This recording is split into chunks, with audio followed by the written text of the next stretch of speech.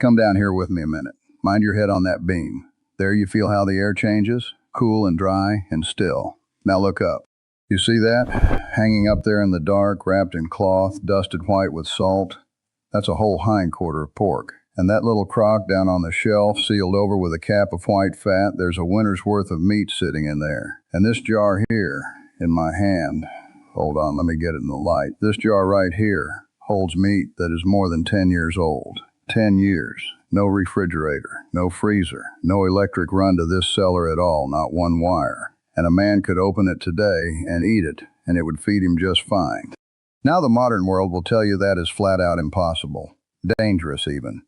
They'll tell you meat goes bad in a day or two on the counter, and that the only thing standing between you and getting sick is a machine humming away in your kitchen, plugged into a wire that runs all the way back to a power company that sends you a bill every single month for the privilege. And if that machine ever stops, a storm, an outage, a bill you couldn't pay, well then everything in it goes to the trash and you're at the mercy of the store. But it was not always so. For every century before there was a freezer to plug in, people kept meat. They kept it through long winters, on long voyages, across whole continents, in deserts and on mountains, with no cold at all. They fed armies on it. They crossed oceans on it. And they did it with things you already have or can get for a few dollars. Salt, smoke, fat, and time. My grandmother did it. Her mother did it. And by the end of the little while we spend together here, you are going to know exactly how, well enough to do it with your own two hands. We've been on a journey, you and I. Up in the kitchen, we put the herbs by, the taste of summer folded into a jar of salt. Down in the cellar, we kept the onions firm and sweet clear to spring. And we filled a shelf with tomatoes that outlast 2 Christmases. If you miss those, go back for them when we're done, because it is all one idea, one law. And today we come to the biggest piece of all. The piece folks think you simply cannot do without a freezer, the meat. Now, I'm going to give you 5 ways. 5 real, tested, old as the hills ways to put meat up, so it keeps for months, for a year, and with the last one for 10 years and more. Stay with me all the way to that 5th one, because the 5th one is the method almost nobody alive has heard of, and it is the single most powerful way to keep meat that human beings ever discovered. Armies marched on it, explorers lived on it for years at a stretch, and you can make it in your own kitchen this weekend. But we build up to it, first things first. Now before we salt a single cut, I have to fix something in your head, same as I always do. Because once you understand this, every one of these 5 methods is going to make plain sense and you'll never have to memorize a thing. You'll just know it. Here it is. Meat does not rot on its own. It doesn't just get old and turn. What spoils meat is life, tiny living things too small to see, that land on it and grow and multiply, and it's them that turn it and them that can make you sick. That's the enemy, and that enemy, every last kind of it, needs the very same things to live that we talked about with the herbs and the onions and the tomatoes. It needs water, it needs warmth, and most of them need air.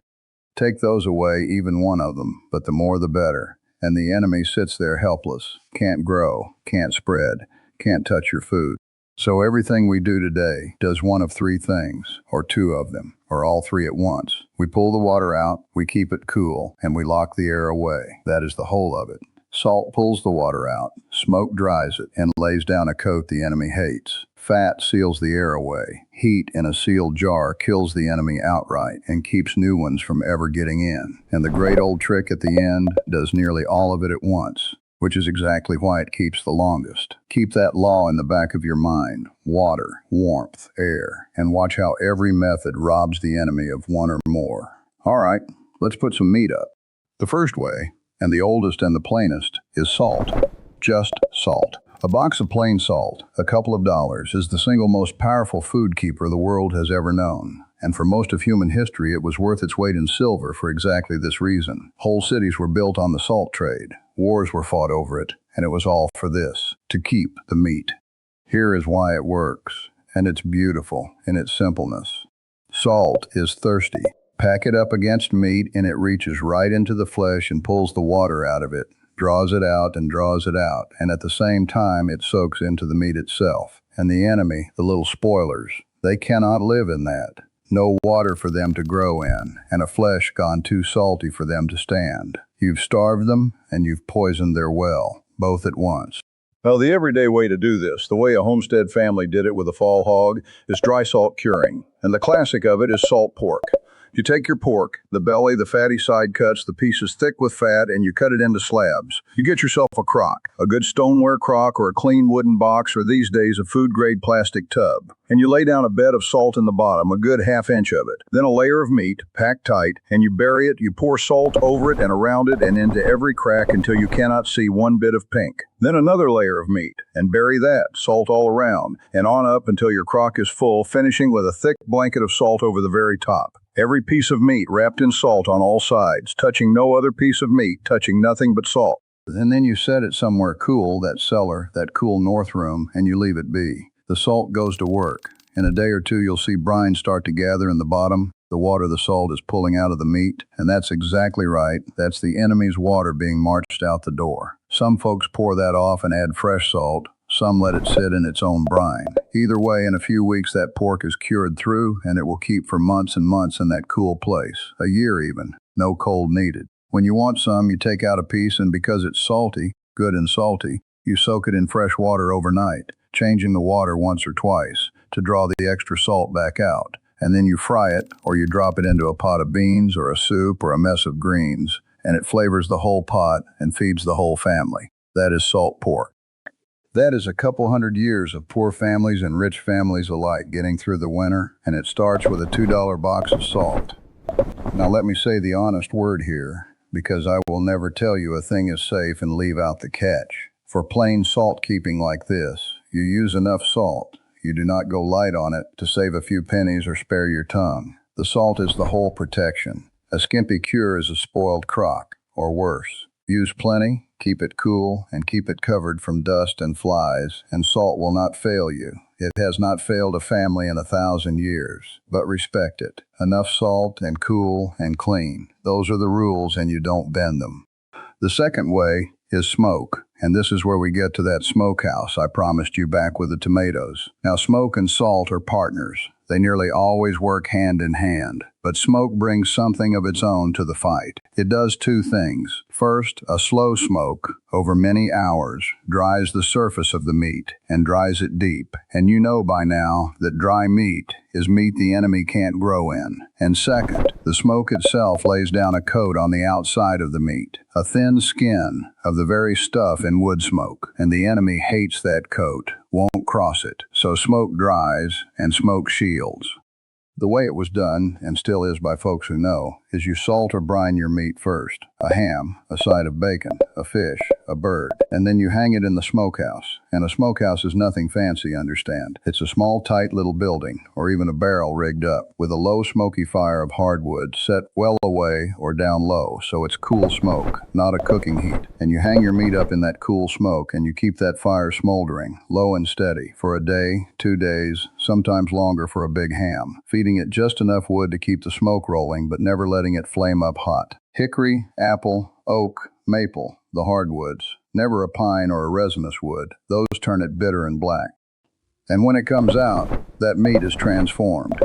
A properly salted and long, cold-smoked ham will hang in a cool, dry cellar for months, for the better part of a year, wrapped in cloth to keep the flies off, no cold at all. That's your Christmas ham, cut from a hog you raised in the spring. That's bacon that carries you clear through. That's the smell that lived in my grandmother's cellar all winter long. That deep, good smoke smell. Better than any perfume there is. Now, I'll be plain about the smoke, too.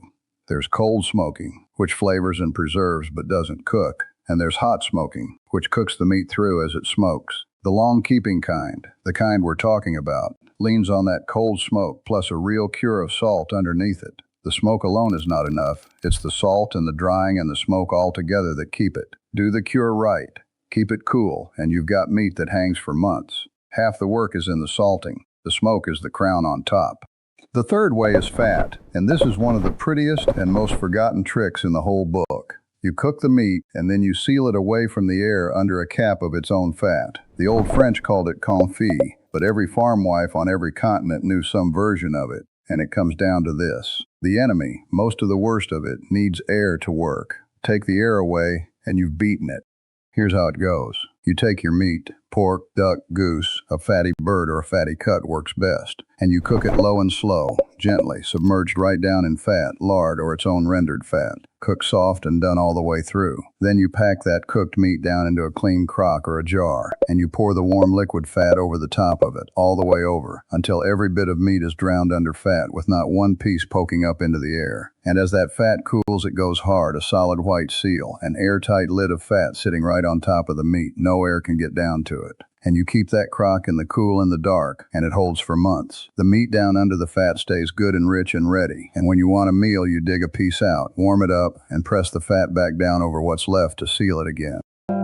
Same law, you see it. The cooking killed off the enemy that was there. The fat locks out the air so no new enemy can get a foothold, and the cool keeps the whole thing slow and sound. Water, warmth, air. This one goes right after the air, and it works beautiful. A potted, fat-sealed crock of meat is one of the great quiet luxuries of an old pantry, and it costs you nothing but the fat you'd have had anyhow. The fourth way is the jar, and this is the one that'll keep meat for years, right there on your shelf, in a form as easy as opening a can. This is canning meat, and yes, you can absolutely can meat, plain cooked meat, chunks of beef or pork or chicken or venison, broth and all, sealed in a glass jar and good for years. But here I have to stop you and look you dead in the eye, because this is the one method of the 5 where getting it wrong can truly hurt you, and I would be doing you a wickedness to gloss over it. Meat is what they call a low-acid food, and there is one enemy, one particular kind, that grows without air, in exactly the sealed low-acid quiet inside a jar of meat, that can make a poison you cannot see, cannot smell, cannot taste, and that can kill you. I'm not saying that to scare you off. I'm saying it so you do it right, because done right it is perfectly safe, and families have shelves full of home-canned meat that's fed them for years without a lick of trouble. Here is the rule, and it is not one you bend, ever, not once, not to save time. Meat must be canned in a pressure canner. Not a boiling water bath. That's fine for your acid tomatoes, but it is not fine for meat. A pressure canner, because only the pressure gets the inside of that jar hotter than plain boiling water ever can. Hot enough to kill that hidden enemy and its spores dead. You pack your raw or browned meat into clean jars. Leave your head space, get your lids on, and you process it in that pressure canner at the pressure and for the time a trustworthy, up-to-date canning guide lays out for your meat, your jar size, and your altitude. You follow that chart to the letter. You do not guess, you do not shortcut, you do not go by what sounds about right. And when it's done and sealed and cooled, you've got jars of tender cooked meat that sit on your shelf, cool and dark, for years, ready to fall into a pot of soup or a plate of hash any night of the week. So pressure canner, a good current chart, no shortcuts. Get that right, and canned meat is a marvel. Years of ready dinners on a shelf. Get it wrong and it's a danger. I'll trust you to get it right, and I'll point you, at the end, to where the whole of it is written out plain and careful. This is exactly the kind of thing that belongs written down and followed step by step, not done off memory. And now the 5th way. The one you came for. The one almost nobody alive has heard of. And the one that keeps meat the longest of anything human beings ever found. 10 years, 20 years, longer. This is the method that fed armies on the march and explorers across the frozen north and folks crossing a wild continent in a wagon with no cold and no store for 1,000 miles. It's called pemmican. And once you understand it, you'll see it's not magic at all. It's just our whole law, every part of it, done all at once, and that's why nothing beats it. Here's the whole of it. You take lean meat, beef, venison, whatever you've got, but lean, the leaner the better, because fat that stays in it can turn over the long years. And you dry that lean meat. You dry it hard, like a jerky, but drier. Drier than jerky, so dry and brittle it snaps and you can crumble it in your fingers. Bone dry. No water left in it anywhere, and you remember what no water means. The enemy cannot grow. That's the first half of the law taken care of, all the water gone. Then you take that bone-dry meat and you grind it, or you pound it the old way between 2 stones, pound it down into a coarse powder, almost a meal. And separate from that, you render your fat. You take good, hard fat. Beef suet is the classic, and you melt it down slow and clean into pure liquid fat and let the crackling settle out. So you've got clean rendered fat, the kind that goes hard and keeps and doesn't turn. and then you marry the two. You pour that warm rendered fat over your powdered dried meat, and you mix it, near equal parts, until every bit of that meat powder is coated and bound up in fat, and you press it into a pan, into a mold, into a cake, into a stuffed casing. Press it tight and let it cool hard. And what you've got now is a dense, hard cake or brick that is nothing but dried meat and clean fat and nothing else. No water anywhere in it for the enemy to grow. And every speck of that dried meat sealed up airtight inside the fat, no air to reach it. Water gone, air locked out, and kept cool, it'll go the distance. That is all three parts of the law, together, in one food. And that is why pemmican keeps for 10 years, 20, and more. Kept cool and dry, and out of the light. A cake of good pemmican made right will outlast near anything in your pantry. It is the most concentrated, most complete, longest-keeping meat food there is. Fat and protein both. A whole ration in a brick, light to carry, and needing not one thing done to it. You eat it as it is, or you drop a chunk into a pot with some water and whatever roots and greens you've dried, and it makes a rich hot stew that'll carry a working man through the hardest day of the coldest winter. It fed the fur traders, it fed the polar men, it crossed the plains, and it cost you lean meat and fat and the patience to dry it well. Now let me be honest here too, because the honesty is the whole reason you can trust the rest of it. The whole secret of pemmican's 10 years is the drying. The meat has to be truly, completely dry, snap dry, before it ever meets the fat, and the fat has to be clean, rendered fat that keeps. Rush the drying, leave any moisture in the meat, and you've got something that'll keep a while but not the ages. Do it thoroughly, dry it hard, render your fat clean, keep the finished cakes cool and dry, and you have made the single most reliable long storage food our kind ever came up with. 10 years is not a boast. It's the plain record of it, but it's earned, every year of it, in the dry. So let me lay all 5 out for you clean the way I always do, so you carry them home in order. Number 1, salt. Dry salt cure your pork in a crock. Every piece buried in plenty of salt, kept cool. Months, a year, and it starts every good pot of the winter. A $2 box of salt. Number 2, smoke. Salt or brine it first, then hang it in cool smoke, hardwood only, low and slow for a day or more. A cured, smoked ham hangs for months in the cool, wrapped from the flies. Number 3, fat. Cook the meat gentle. Pack it in a crock and drown it under a hard cap of its own fat to lock the air away. Months in the cool and the dark, sealed and rich. Number 4, the jar. Pressure can your meat. Pressure canner. Current chart. No shortcuts. Because meat is low acid, and this is the one you never guess at. Get it right, and it's years of ready dinners on a shelf. Number 5, pemmican. Dry your lean meat bone hard, pound it to powder, and bind it with clean rendered fat into a cake. Cool and dry, it keeps 10 years and more. The longest keeping meat there is, and the one nobody remembers anymore. And look what every one of them is underneath. Salt pulls the water, smoke dries it and shields it. Fat locks out the air. The pressure jar kills the enemy and seals it away. And pemmican does all of it at once, which is exactly why it keeps the longest. It was never 5 different miracles. It was always the one law. Take away the water, take away the warmth, take away the air. Worked 5 different ways. Understand the enemy and starve it. That's all it ever was, from the herbs clear through to this. Let me tell you what a cellar like that really means, because it's more than food. My grandfather butchered 1 hog in the fall, and by the time the snow came, that hog was everywhere in that cellar, and not one bit of it wasted. Hams and bacon up in the smoke, salt pork down in the crock, a crock of it potted under fat, and the scraps and the tough bits dried and pounded for the winter's pemmican and the winter's stews. 1 animal raised on the place, and it fed a family clear to spring without the store and without a plug in the wall. There is a peace in walking down into a cellar like that in January. You are not afraid of a storm. You are not afraid of an outage or an empty week or a bill you can't quite meet. You've got meat on your own shelf put up with your own hands, and no man and no machine can take it from you. That is what this is really about. It is food, yes. But more than food, it is not being afraid.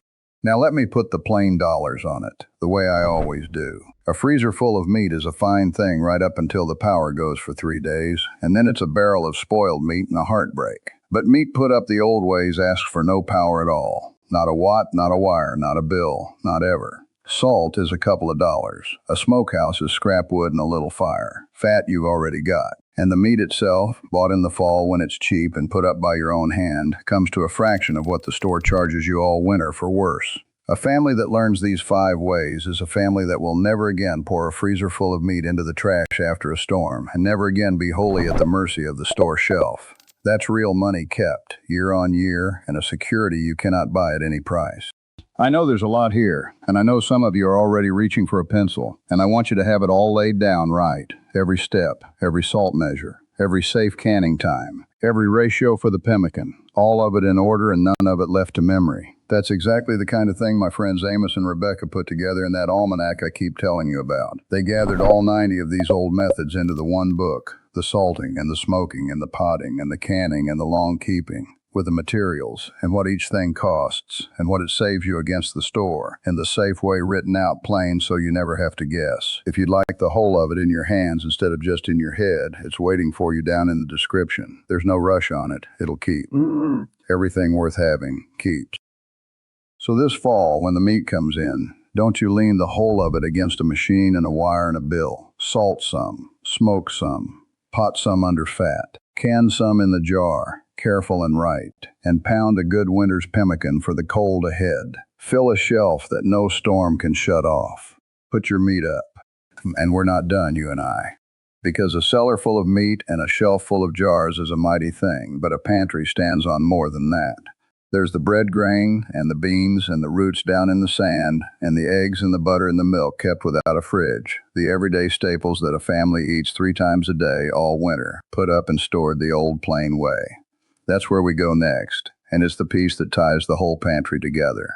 So don't wander off. It's the next one in the series, and I'll be looking for you. Take care of yourselves now. Mind your head on that beam on the way up, and put it up.